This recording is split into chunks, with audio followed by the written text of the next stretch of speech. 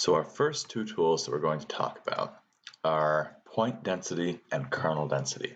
And these are both going to generate rasters.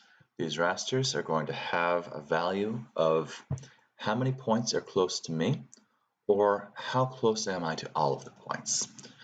Point density is where every cell in the raster is asking, if I look at a specified radius, say within 10 kilometers of me, how many points are there?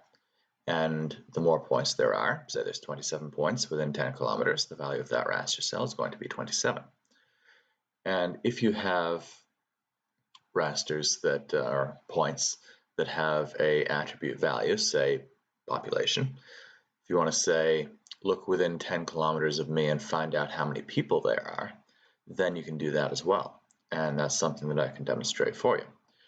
So I will demonstrate both of those and then get into kernel density. And kernel density is where you have every point in the entire data set, so every point in Cumberland County is going to have a sort of declining value as it gets farther away.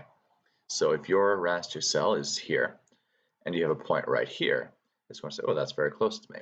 That gets a high value. And therefore, if I have a lot of points close to me, my value is going to be high. But then if there's a point over here, far away, then that point has a low value, because as you go down over time, the closer you are, the higher value you are. The farther you are, the lower value you are. And that will be familiar to the foresters in the room, because it's sort of similar concept to a variable radius inventory plot, where a tree that is close to you is more likely to be in your plot than a tree that is farther away. But in this situation, they are all in the data set. It's just asking how close are you relative to the other ones. So the outputs do look quite similar, but there are some subtle differences in some situations where this would be more appropriate or this would be more appropriate.